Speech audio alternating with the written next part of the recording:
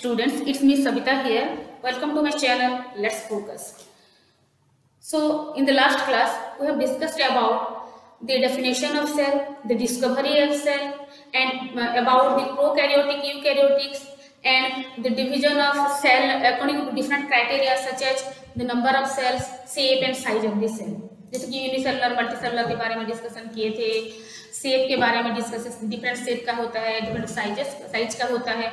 इस शेप में हम लोग डिस्कस किए थे क्या कि जैसे कि जो आरबीसी का सेल जैसे राउंडेड और बाइकॉन्केव रहता है, नर्व सेल कैसे ब्रांच होके इलोंगेटेड और ब्रांच रहता है, वो उसके बारे में डिस्कशन किए थे। स्पिंडल शेप का मसल सेल रहता है, स्मूथ मसल, ये सब के। फिर स्पर्म सेल जैसे कि इलोंगेटेड रहता है। ऐसे बहुत सारे सेल के बारे में डिस्कशन किए थे, एग्जाम्पल दिए थे, स्ट्रक्चर भी देखे थे कि उसका शेप डिफरेंट रहता है। और साइज के बारे में डिस्कशन किया। बैक्टीरिया बोली थी मैं, बैक्टीरिया का जो साइज है वो 0.1 माइक्रोमीटर से 0.5 माइक्रोमीटर तक होता है। ये सबसे स्मॉलेस्ट सेल है। एंड लार्जेस्ट सेल में हम लोग ऑस्ट्रिच का एग लिए थे जो कि 170 mm लेंथ होता है और 130 mm उसका वर्थ होता है, right. But today we'll discuss about the structure and function of cell and its different parts, right? So let's discuss.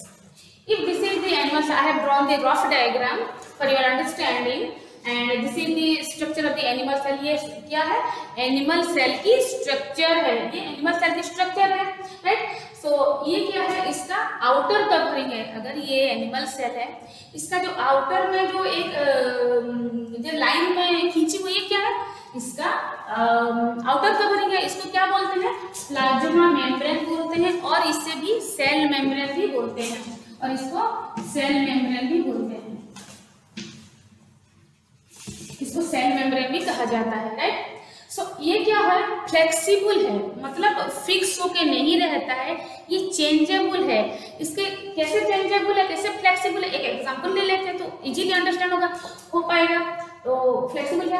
अगर ये एक रफली डायग्राम ड्रॉन किया गया है, क्या एक एमीबा का स्ट्रक्चर है जो कि यूनिसेलुलर प्रो यूकैरियोटिक है। ये यूनिसेलुलर है, जैसे कि बैक्टीरिया का हम लोग डिस्कशन की, तो बैक्टीरिया में बोली थी ना कि बैक्टीरिया एक यूनिसेलुलर ऑर्गन है, वहां में क्या बोली थी? ये प्रोकैरियोटिक है। बट ये भी यूनिसेलुलर है, लेकिन ये यूकैरियोटिक। व्हाई?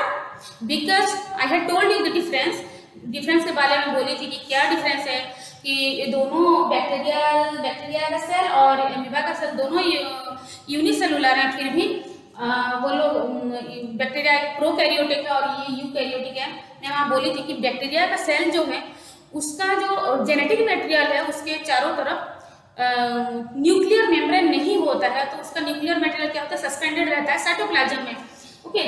बट यहाँ पे क्या होता है? न्यूक्लियस का, ये जो न्यूक्लियस है एमीबा का, इसके चारों तरफ एक न्यूक्लियर मेम्ब्रेन होता है, जो कि अंदर जो चीज रहता है, जो न्यूक्लियर मटेरियल, न्यूक्लियोलस है, बाद में पढ़ेंगे उसके बारे में, राइट। तो जो न्यूक्लियोलस है, जो जेनेटिक मटेरियल है, इसके अंदर जो फ्लूइड है उसको न्यूक्लियोप्लाज्म भी बोलते हैं, जैसे कि इसका साइटोप्लाज्म बोलते हैं। तो ये जो न्यूक्लियर मेम्ब्रेन है, इसका फंक्शन क्या है? ये क्या करता है कि इसको सेपरेट करके रखता है। साइटोप्लाज्म और इसके चारों तरफ न्यूक्लियर मटेरियल और साइटोप्लाज्म के अंदर एक बाउंड्री वॉल जैसे है, वो सेपरेट करके रखता है। उसके बारे में पढ़ेंगे। लेकिन हम लोग अभी क्या कर रहे हैं कि इसके प्लाज्मा मेम्ब्रेन के बारे में पढ़ रहे हैं ना। तो ये जो प्लाज्मा मेम्ब्रेन है, ये तो ये एमीबा का plasma membrane outer cell covering है। तो ये देखिए, ये एक प्रॉपर शेप का जैसे ये है, ये ऐसा नहीं है, ये एक्सटेंडेड है, ये ऐसा आउटग्रोथ जैसा फूल के ऐसा निकला हुआ है, थोड़ा थोड़ा साइड से। ऐसा क्यों हुआ है? मान लो जब ये कोई ऑर्गेनिज्म, माइक्रो ऑर्गेनिज्म के आसपास आ जाता है, वो उसका फूड, तो ये तो होलोजोइक है ना, होल एनिमल, पूरा कंप्लीट एनिमल को ये निगल लेता है, ठीक है। तो ये पहले क्या करता है? तो कैप्चर करने हाथ तो नहीं है इसका, तो क्या करता है ये एनिमल? ये चारों तरफ से, जैसे ये फ्लेक्सिबल है बोल के ये मेम्ब्रेन, चारों तरफ से इसका जो प्लाज्मा मेम्ब्रेन को, ये सेल मेम्ब्रेन को ये एक्सटेंड करता है, ऐसे बढ़ जाता है। और उसके क्यों ऐसा होता है? फूड को कैप्चर करने के लिए, वो पकड़ने के लिए फूड को, ये धीरे धीरे ऐसा होता, इसका धीरे धीरे इसके पास आएगा, तो ऐसा चेंज है, तो हर क्लास में पढ़ेंगे। सो ये फाइनल ऐसे एक्सटेंड करता है इसको। वैसे तो इसको क्या बोलते हैं, सेडोपोडिया बोलते हैं, सेडोपोडिया।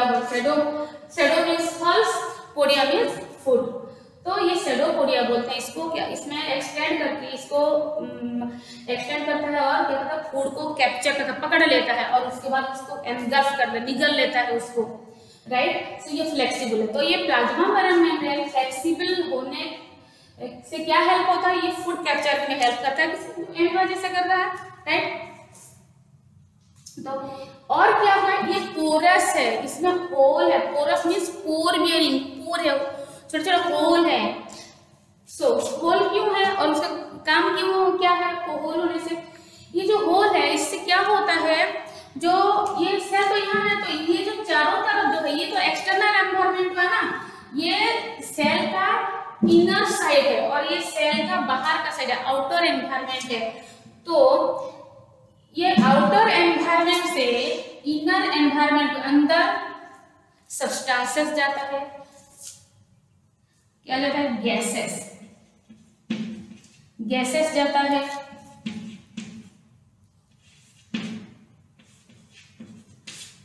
देन वाटर जाता है and nutrients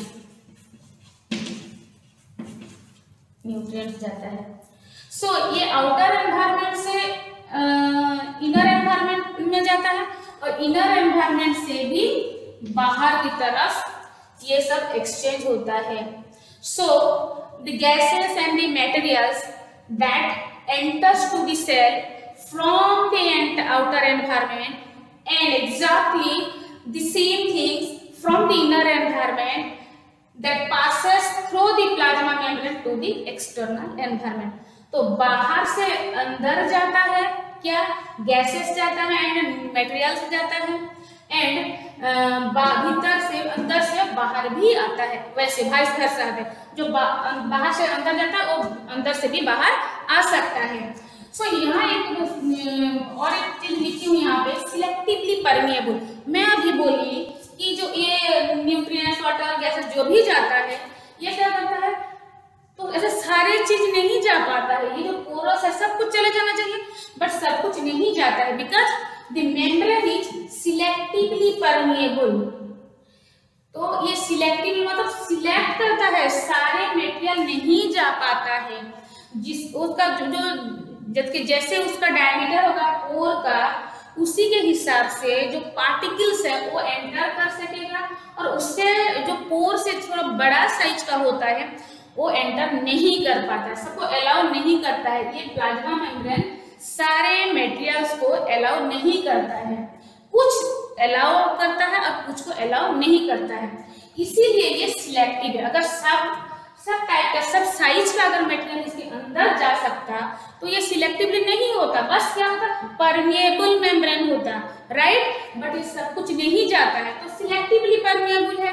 okay, permeable means gives permission, it allows, ये अलाउ करता है मेम्ब्रेन कुछ मटेरियल्स और gases that can enters to the cell और that can come out of the cell.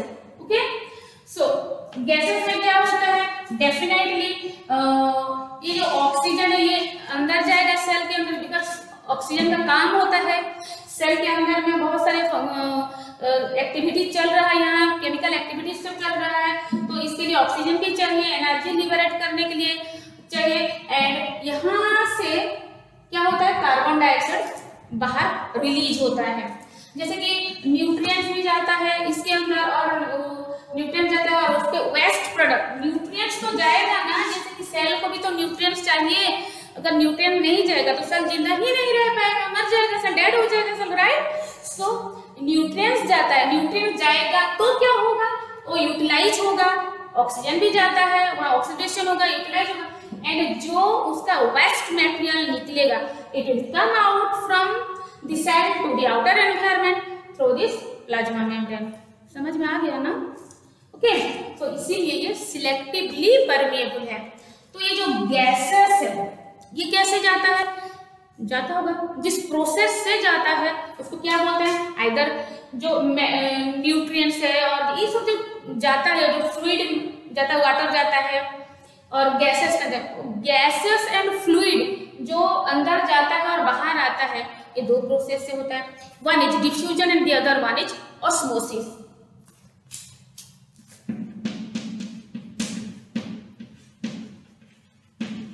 Diffusion,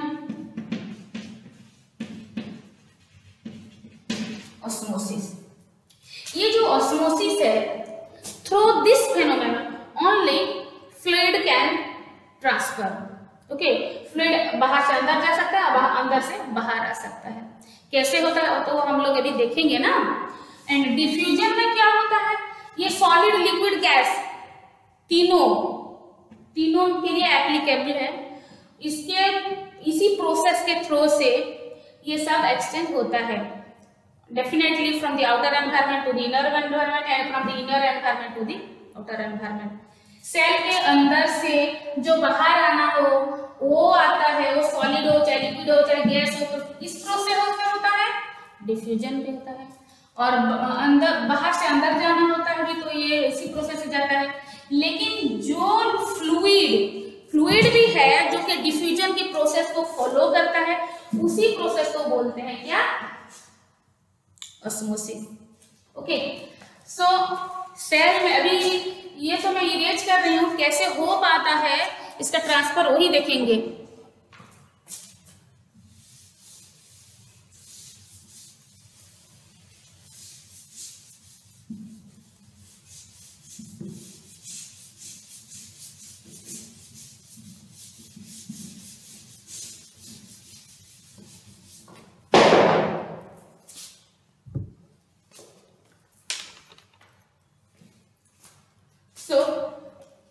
ये जो गैसियस है और फ्लूइड कैसे ट्रांसपोर्ट होता है आउटर एनवायरनमेंट से सेल के अंदर और सेल से बाहर कैसे होता है, वो हम लोग देखेंगे।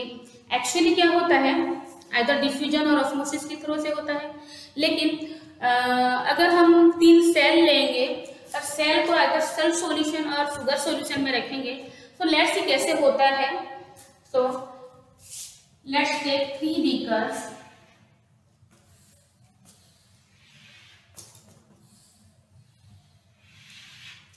अगर ये 3 बीकर है,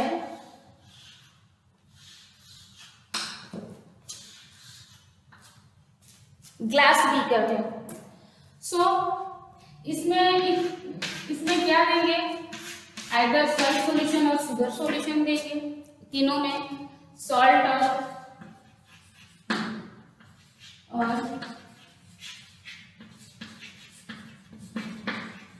शुगर सॉल्यूशन देंगे। तो ये तीनों सॉल्यूशन में अगर हम लोग सेल एक के बाद एक पढ़ते हैं, अगर इसमें एक सेल देंगे, अगर एक सेल देंगे, ये तो बीकर है,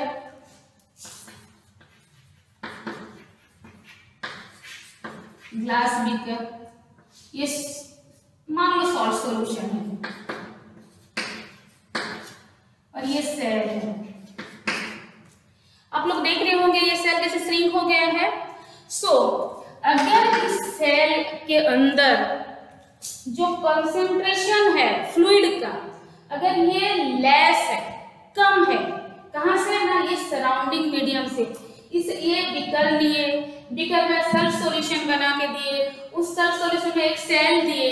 अगर ये सॉल्यूशन जो इसमें है, ये सॉल्यूशन का कंसंट्रेशन अगर ज्यादा है, मोर है, ज्यादा है, किससे, इस सेल से, मतलब सेल में कम है ना। अगर सेल का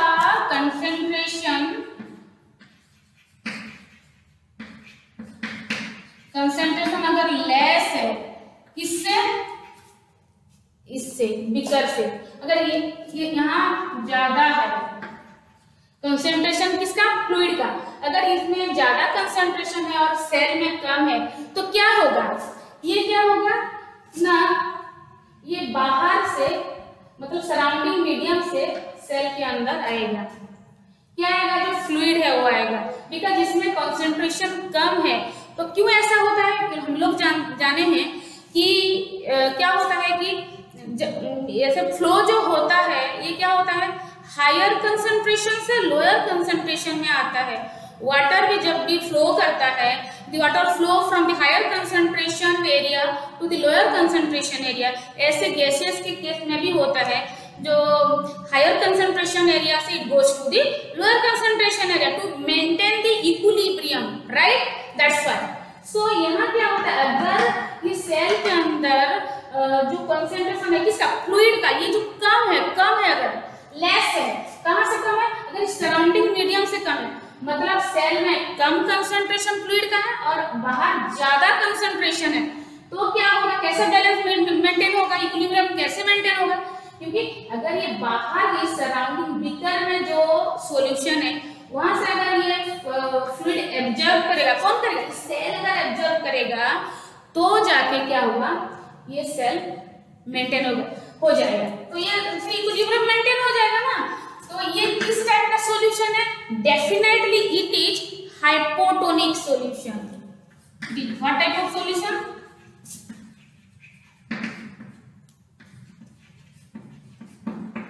it is hypotonic solution. Hypo means what, hypo means low or less, so इसको हाइपोटोनिक क्यों बोले, क्योंकि हम लोग सेल के हिसाब से सेल की स्टडी कर रहे हैं ना, सेल कैसे चेंज होता है, किस सॉल्यूशन में देने से कैसा उसका चेंज होता है, वही पढ़ रहे हैं। तो सेल में अगर कम है, तो ये क्या है, कम है, सॉल्यूशन कम है, इसमें सॉल्यूशन है कम है, तो ये क्या हुआ, हाइपोटोनिक सॉल्यूशन, राइट। ये अभी श्रिंक है, मतलब ऐसे चिपक गया है थोड़ा, जैसे किशमिश को देखिए ना, जैसे रहता है, एग्जैक्टली लाइक दैट, राइट। सो इसमें क्या होता है, अगर बाहर से आउटर एनवायरनमेंट से अगर इसमें फ्लूइड अंदर जाएगा तो definitely it will swells up, right. ये स्वेल्स अप ज्यादा ऐसे जो जाएगा तो ये स्वेल्स अप होगा, डेफिनेटली स्वेल्स अप होगा, और ये हाइपोटोनिक सॉल्यूशन है, अंडरस्टूड ना। Then we will go through another thing. If here there is a cell, okay, if this is a cell just like this cell, if अगर इसके अंदर जो बीकर है उसमें जो सॉल्यूशन है और सेल के अंदर भी जो सॉल्यूशन है, ये इन दोनों का कंसंट्रेशन अगर सेम है तो क्या होगा, ये बोथ डायरेक्शन में अगर फ्लो करेगा कि नहीं, बोथ डायरेक्शन में फ्लो, बाहर से जितना फ्लूइड अंदर जाएगा, अंदर से भी बाहर उतना आएगा, मतलब यहाँ कुछ नहीं जाएगा कि कुछ नहीं आएगा, बिकॉज दोनों की तरफ सेल के अंदर का कंसंट्रेशन फ्लूइड का जितना है बाहर का भी उतना है। सो यहाँ बाहर से नहीं जाएगा कि बाहर, अंदर से बाहर नहीं आएगा। तो ये किस टाइप का सॉल्यूशन है, यहाँ ये है आइसोटोनिक सॉल्यूशन। तो सेल किस टाइप के सॉल्यूशन में है, आइसोटोनिक सॉल्यूशन।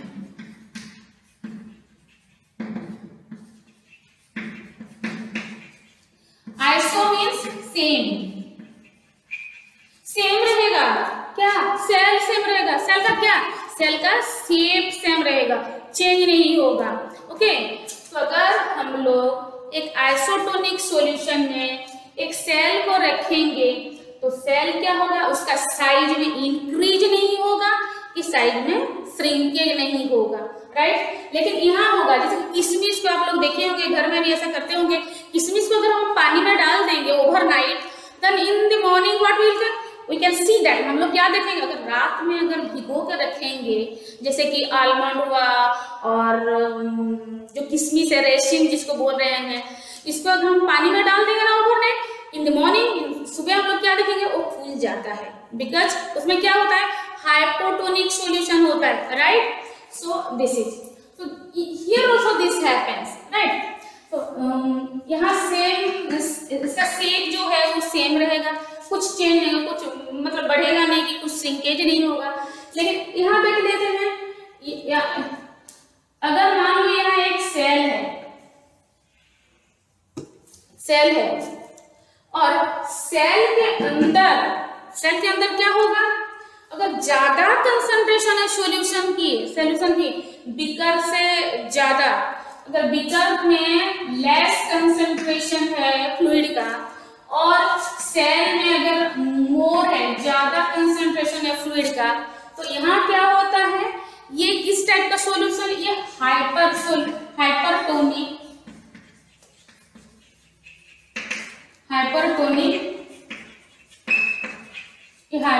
सॉल्यूशन।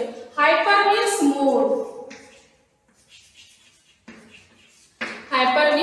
मोर, मतलब सेल में ज्यादा कंसंट्रेशन है सॉल्यूशन का, बट बीकर में सेल के बाहर जो सराउंडिंग मीडियम में मतलब सेल है वहां उसका कंसंट्रेशन लेस है।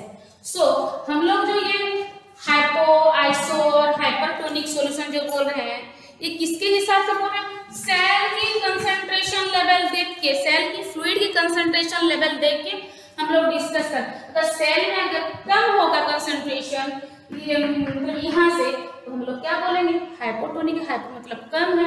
अगर सेल में जितना कंसंट्रेशन होगा उतना मतलब बाहर के सराउंडिंग में है, that means it is isotonic solution.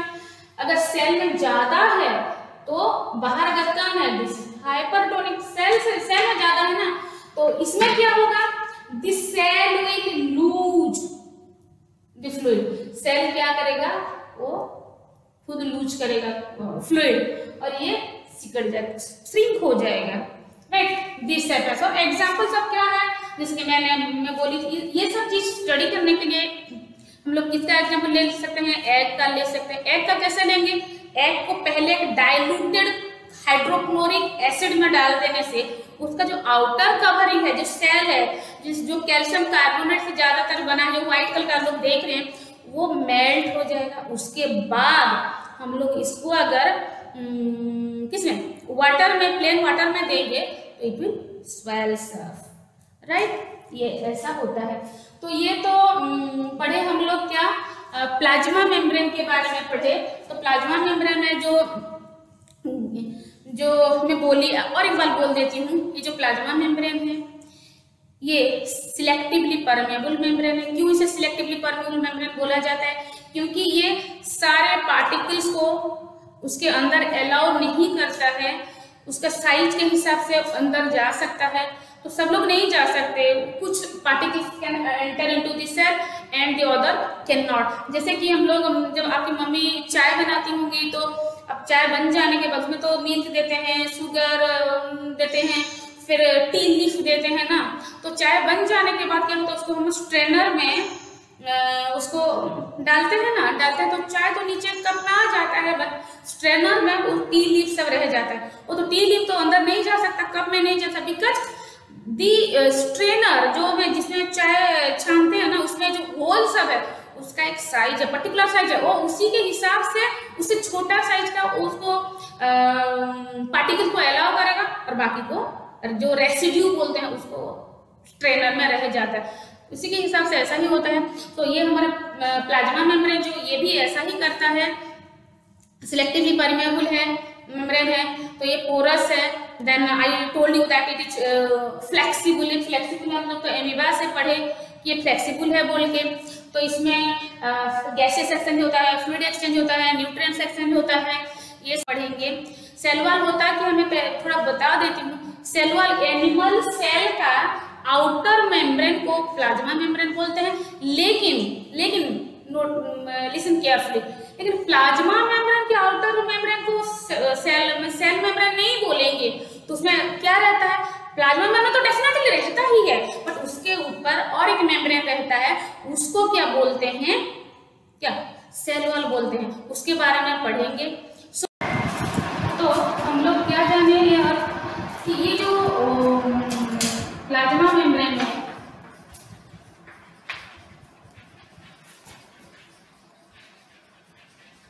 ये जो प्लाज्मा मेम्ब्रेन है ये किससे बना है?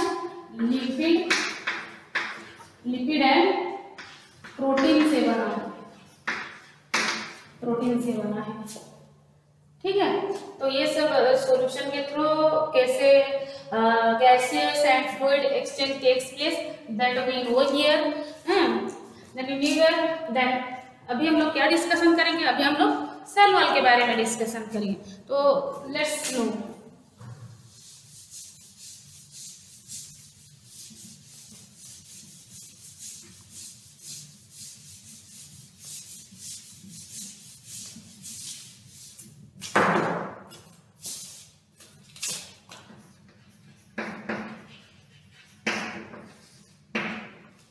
ये जो सेल वॉल है, ये सेल वॉल मतलब कहाँ होता है? Only it is present in the plant cell, in the bacterial cell also it is present, in fungi also it is present. So ये जो सेल वॉल है ये आउटर कवरिंग है किसका? Plant cell. If this is the plant cell and this is the plant cell, and it's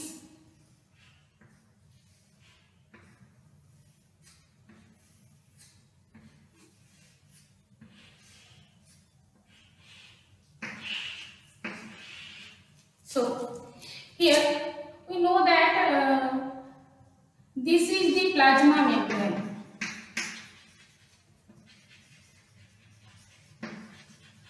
This is the plasma membrane and the outermost layer of the plant cell is the cell wall. Is the cell wall. Okay. इसके अंदर क्या क्या है वो तो बाद में पढ़ेंगे, लेकिन ये सब जान लेते हैं। पहले तो प्लाज्मा मेम्ब्रेन पढ़ चुके हैं एनिमल सेल में। तो ये जो प्लाज्मा मेम्ब्रेन है ये दोनों में प्रेजेंट है, प्लांट सेल में भी प्रेजेंट है, एनिमल सेल में भी प्रेजेंट है। लेकिन इन एनिमल सेल की ये प्लाज्मा मेम्ब्रेन आउटर मेम्ब्रेन है, लेकिन प्लांट सेल में ऐसा नहीं है। प्लांट सेल में सेल वाली आउटर मेम्ब्रेन है। प्लांट सेल में सेल वाली ही आउटर मेम्ब्रेन है। तो प्लाज्मा मेम्ब्रेन कहाँ प्रेजेंट है? जस्ट बीनीथ दी सेल वॉल। सेल वॉल के जस्ट नीचे ही, जस्ट अंदर ही क्या है? प्लाज्मा मेम्ब्रेन है। और जैसे कि ये जो प्लाज्मा मेम्ब्रेन है एनिमल सेल में क्या पढ़े थे? ये लिपिड एंड प्रोटीन से बना है, प्रोटीन से बना है, ऐसे पढ़े थे हम लोग। लेकिन ये सेल वॉल जो है ये सेलुलोज से बना है, ये सेलुलोज से बना है, सेलुलोज से बना है। ये फ्लेक्सिबल है बोली थी मैं, ये फ्लेक्सिबल है बोली थी, लेकिन सेल वॉल फ्लेक्सिबल नहीं है, इट इज रिजिड, ये टफ है, रिजिड है, ये रिजिड है, रफ है। Okay, and what happens, it gives the plant structural strength. तो इसका फंक्शन क्या है? ये जो सेल वॉल है ये प्लांट सेल को स्ट्रेंथ देता है, ये प्लांट सेल को स्ट्रेंथ देता है। हम लोग hypotonic, isotonic and hypertonic solution के बारे में पढ़ते हैं जब प्लाज्मा मेम्ब्रेन पढ़े एनिमल सेल की। तो इसमें क्या होता है? अगर एक प्लांट सेल को अगर हम लोग आइसोटोनिक में तो कुछ चेंज तो होगा नहीं ना, तो हाइपोटोनिक में कैसा होता है, हाइपरटोनिक में कैसा होता है, ये सब देख लेते हैं। सो अगर एक प्लांट सेल को हम अगर एक सॉल्यूशन में देंगे, क्या सॉल्यूशन में देंगे? अगर हम लोग इसको एक हाइपरटोनिक सॉल्यूशन में देंगे,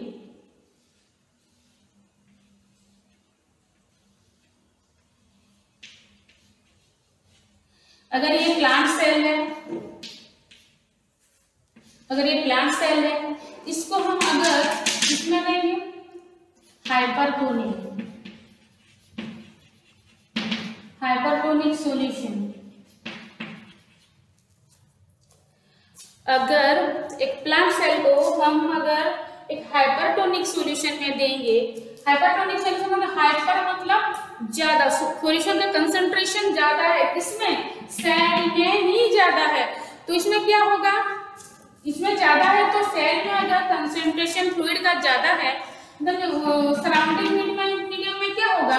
इसमें अगर ज्यादा है, मोर है क्या कंसंट्रेशन ऑफ द फ्लूइड, तो definitely in here it is less, यहाँ कम है, कम है तो क्या होगा? ये अंदर की सेल से सराउंडिंग मीडियम में फ्लो होगा, फ्लूइड का फ्लो होगा। तो फ्लो होगा तो क्या होगा? This cell will lose water, ये सेल क्या करेगा? लूज करेगा। क्या लूज करेगा? वाटर लूज करेगा, वाटर लूज करेगा। सो इसी प्रोसेस को क्या बोलते हैं? प्लाज्मोलिसिस, प्लाज्मोलिसिस बोलते हैं।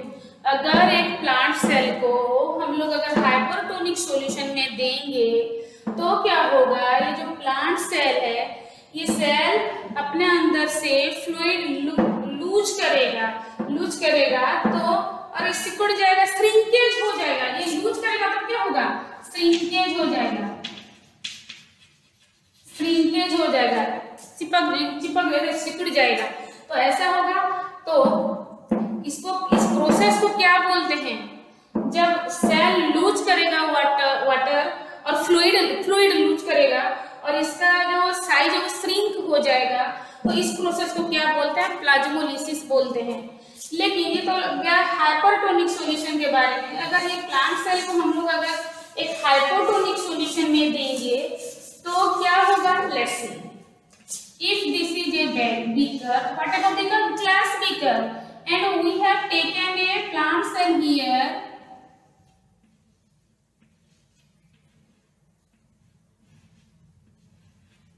if we have taken a plant cell here, this is the plant cell, right? So this solution which is present in the beaker, this is hypotonic.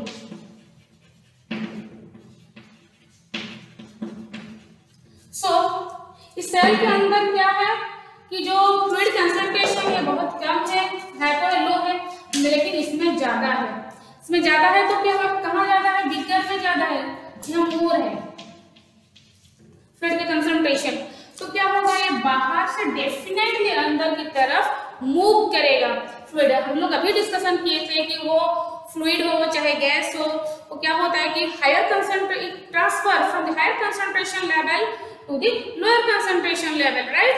So यहाँ ये जो सराउंडिंग मीडियम से यहाँ अंदर आएगा fluid का, तो क्या होगा, ये automatically it will, the cell will what happen,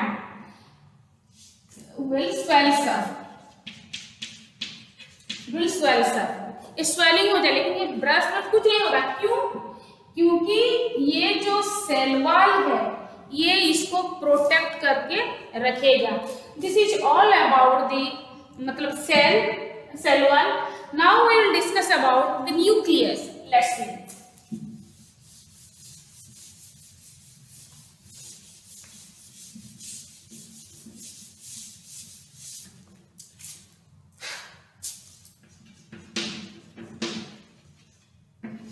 nucleus. So nucleus क्या है, न्यूक्लियस एक बहुत इंपॉर्टेंट पार्ट है किसका, सेल का। बिकॉज ये जो न्यूक्लियस है, nucleus is known as the brain of the cell. It is the control chamber of the cell. It controls all the activity, biochemical activities that is taken place in the cell. Cell के अंदर जो भी activity हो रहा है वो कौन control कर रहा है, कि न्यूक्लियस कंट्रोल कर रहा है। अगर एक सेल से हम लोग न्यूक्लियस को निकाल देंगे तो ये सेल डेड हो जाएगा, फंक्शनलेस हो जाएगा, राइट। सो लेट्स सी, ये अगर सेल मेम्ब्रेन है, सेल है, तो इसके अंदर एक राउंडेड स्ट्रक्चर रहता है, इसको बोलते हैं, ये क्या है, ये न्यूक्लियस है। न्यूक्लियस के अंदर क्या रहता है कि न्यूक्लियोलस होता है और एक छोटा सा राउंडेड स्ट्रक्चर होता है like this, and here so many thread like structures you can see, just like mesh, netted structure, web like structures, right? So ये तो हुआ सेल मेम्ब्रेन।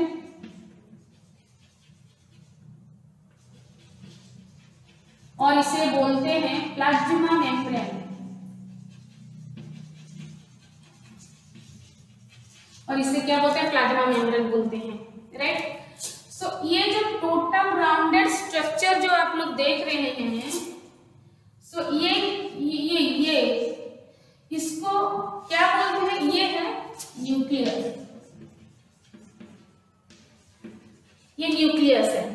तो इसके अंदर क्या क्या हम लोग देखेंगे, मतलब सेल में क्या होता है, सेल में क्या होता है, मतलब सेल मेम्ब्रेन होता है, सेल वॉल होता है,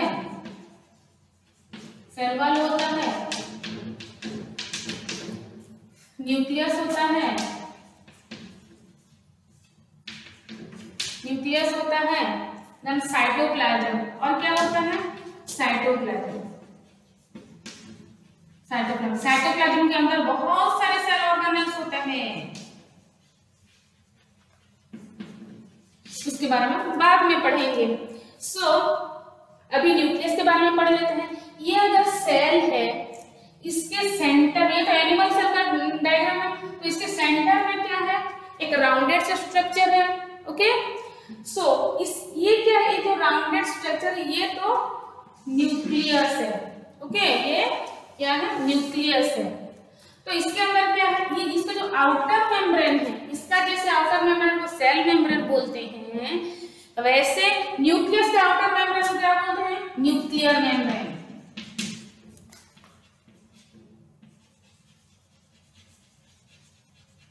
न्यूक्लियर मेम्ब्रेन। देन इसके अंदर बहुत सारे क्या होता है, फ्लूइड होता है, फ्लूइड होता है, लिक्विड थिंग। ये लिक्विड पार्ट को क्या बोलते हैं, ये इसमें जो रहता है फ्लूइड, तो इसको तो साइटोप्लाज्म बोलते हैं। वैसे न्यूक्लियस में जो फ्लूइड है उसको क्या बोलते हैं, न्यूक्लियोप्लाज्म।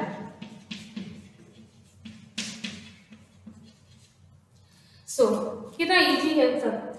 ये जो राउंडेड स्ट्रक्चर है, छोटा सा rounded structure here, this one,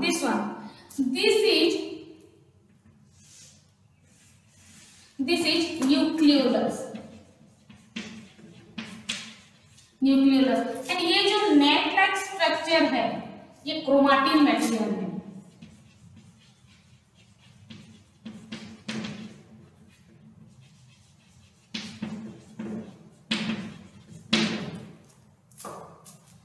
तो ये outer covering of the nucleus तो is known as nuclear membrane. Inside the dense liquid present, जो बाहर का मेम्ब्रेन है न्यूक्लियस का, उसको तो न्यूक्लियर मेम्ब्रेन बोलते हैं। अंदर जो फ्लूइड है, लिक्विड है, उसको क्या बोलते हैं, न्यूक्लियोप्लाज्म बोलते हैं। एंड अंदर एक छोटा सा और एक राउंडेड स्ट्रक्चर है, that is known as nucleolus. And this thread like structure, ये नेट कैसे होके है, थ्रेड लाइक स्ट्रक्चर, इसको क्या बोलते हैं, क्रोमाटिन मटेरियल बोलते हैं। तो ये सब के बारे में थोड़ा पढ़ लेते हैं। तो ये जो न्यूक्लियर मेम्ब्रेन है, ये डबल मेम्ब्रेन है। Okay, and this nuclear membrane separates the content of the nucleus from the cytoplasm. Okay, and as this is porous, this is also porous, this nuclear membrane is also porous, just like the plasma membrane. So this nuclear membrane helps in transporting substances. ये nucleus की सारे चीज को nucleus के अंदर से cytoplasm में आता है। देन तो क्या बोली मैं, ये डबल मेम्ब्रेन है, न्यूक्लियर मेम्ब्रेन डबल मेम्ब्रेन है। ये क्या करता है, ये पोरस होता है, और जो फ्लूइड है, जो जिसकी कंटेंट, जो न्यूक्लियस के अंदर से बाहर आना होता है, इसको अलाउ करता है, और बाहर से कुछ जाना होता है, ये भी अलाउ करता है। Right, then nucleoplasm, what is nucleoplasm क्या है, ये जो न्यूक्लियस के अंदर जो फ्लूइड है, जिसमें ये न्यूक्लियस और ये क्रोमाटिन मटेरियल सस्पेंडेड है, वो यहाँ फ्लोट कर रहे हैं, उस लिक्विड को, उस फ्लूइड कंटेंट को क्या बोलते हैं, न्यूक्लियोप्लाज्म बोलते हैं। और इसके अंदर एक छोटा सा राउंडेड स्ट्रक्चर है, इसको न्यूक्लियोलस बोलते हैं। और इसका काम क्या होता है, राइबोसोम में जो प्रोटीन सिंथेसिस हो रहा है, होता है ना, तो ये जो राइबोसोमल आरएनए, ये जो न्यूक्लियस का काम क्या है, इसमें क्या होता है, सिंथेसाइज होता है, मैन्युफैक्चर होता है क्या, राइबोसोमल आरएनए। राइबोसोमल आरएनए का सिंथेसाइज होता है, राइबोन्यूक्लिक एसिड आरएनए का मतलब ये सिंथेसाइज होता है। देन हम लोग अभी क्या पढ़ेंगे कि ये जो क्रोमाटिन मटेरियल के बारे में पढ़ेंगे। क्रोमाटिन मटेरियल क्या है, ये जो थ्रेड लाइक स्ट्रक्चर है, ये तो ऐसे थ्रेड लाइक ही रहता है, लेकिन क्या होता है, जब सेल डिवाइड होना स्टार्ट होता है, ये थ्रेड लाइक नहीं रहता है, ये शॉर्ट और स्टंट हो जाता है, थोड़ा छोटा छोटा हो जाता है, और इसके थोड़ा मोटा मोटा भी हो जाता है सेल डिवीजन में, लेकिन उससे पहले ये ऐसा ही रहता है।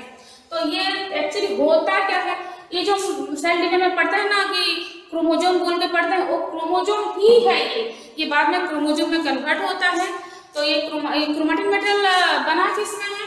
ये क्रोमैटिन मटेरियल जो है इसमें क्या होता है, ये दो चीज से बना है क्रोमैटिन मटेरियल। ओके, एक तो है डीएनए और another one is protein, another one is protein. तो प्रोटीन और डीएनए से बना होता है। और ये डीएनए क्या है? डबल हेलिकल स्ट्रक्चर है। डीएनए में क्या है? डबल हेलिकल है, ये न्यूक्लियस है। सो ये जो डीएनए है और प्रोटीन, क्रोमैटिन मटेरियल डीएनए और प्रोटीन से बना है। तो डीएनए का स्ट्रक्चर कैसा होता है? ऐसे,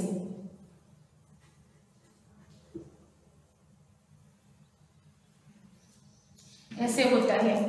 तो इसमें जो प्रोटीन रहता है, ये डीएनए का स्ट्रक्चर है, इसमें ये प्रोटीन रहता है। डीएनए का फुल फॉर्म क्या है?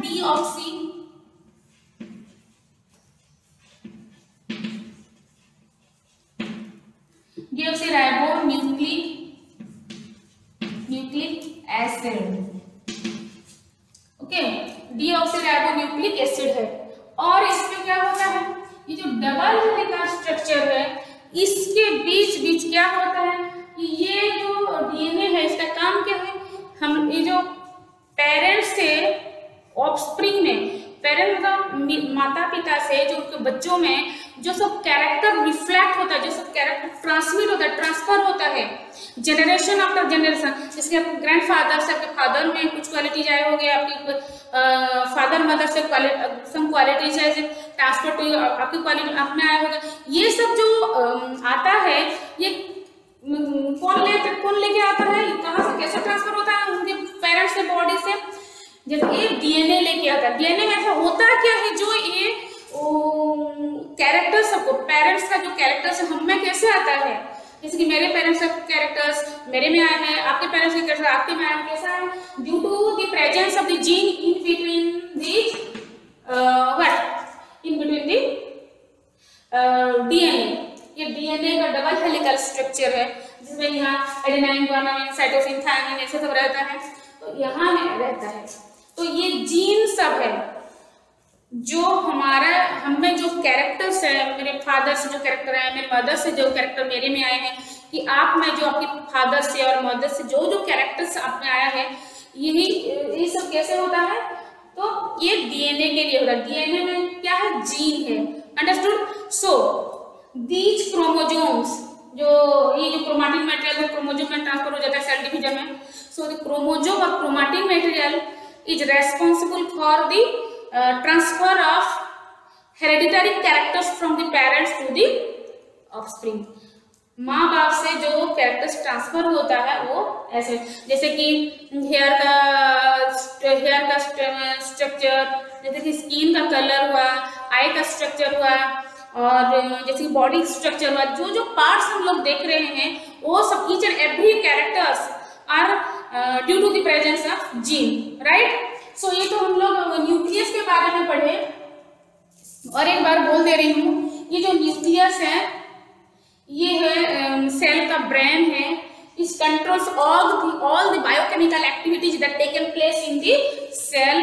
अगर इसको हम लोग निकाल देंगे तो सेल जिंदा नहीं रह पाएगा, डेड हो जाएगा। And yes, one more thing, this nucleus is discovered by, और जिन्होंने इसको फाइंड आउट किया था, बताए थे कि न्यूक्लियस है बोल के, उनका नाम है Robert brown.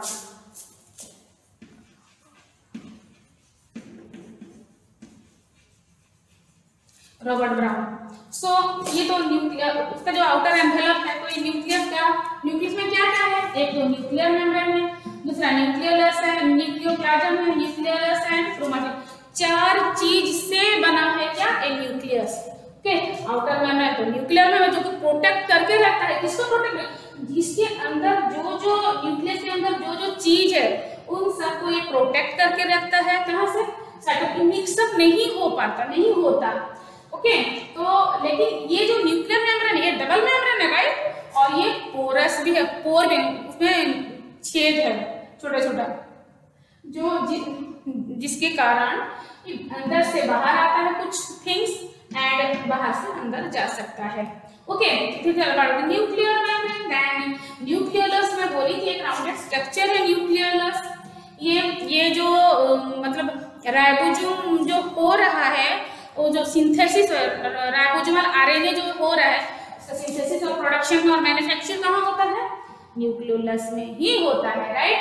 And this is thread like structure, it is known as chromatin material, जो कि हम लोग में जो कैरेक्टर ट्रांसफर होता है एक जनरेशन से दूसरे generation, that is due to the chromatin material और क्रोमोसोम। बाद में ये सेल डिवीजन में क्रोमोसोम में कन्वर्ट हो जाता है और ऐसे थ्रेड लाइक ऐसे वेव लाइक स्ट्रक्चर होके नहीं रहता है।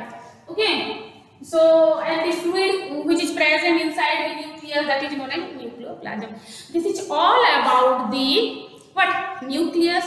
And in the next class we will discuss about the different types of cell organelles which is present in the cytoplasm. तो ये तो रहा न्यूक्लियस, ये तो रहा न्यूक्लियर मेम्ब्रेन, न्यूक्लियस का ये आउटर मेम्ब्रेन है, ये तो रहा सेल मेम्ब्रेन। तो इसके बीच में जो स्पेस है और बीच में स्पेस है, इसमें क्या है? एक फ्लूइड है, उसको क्या बोलते हैं? साइटोप्लाज्म बोलते हैं। वो भी डेंस लिक्विड है, अंडरस्टूड? वो भी एक मतलब जेली टाइप का डेंस टाइप का लिक्विड है, फ्लूइड है। इसी फ्लूइड में क्या है? बहुत सारे सेल ऑर्गेनेल्स हैं जो कि बॉडी के जो कि सेल के डिफरेंट फंक्शन के लिए रेस्पॉन्सिबल है। इसीलिए तो कहा जाता है cell is structural and functional unit of life. जो स्ट्रक्चर्स हैं सेल में वो लोग डिफरेंट फंक्शन करते हैं जबकि हम लोग जिंदा हैं, राइट। सो क्या क्या सेल ऑर्गेनेल्स हैं उसके बारे में पढ़ेंगे, जैसे कि एंडोप्लाज्मिक रेटिकुलम है, देन गोल्गी अपैरेटस है, प्लास्टिड है, वैक्यूल्स है, लाइसोसोम है, ribosomes है। all this we will go through, okay, in the next video. So if you like the video, hit the like button and share the channel with your friends and subscribe the channel and give your valuable feedback in the comment section. Thank you.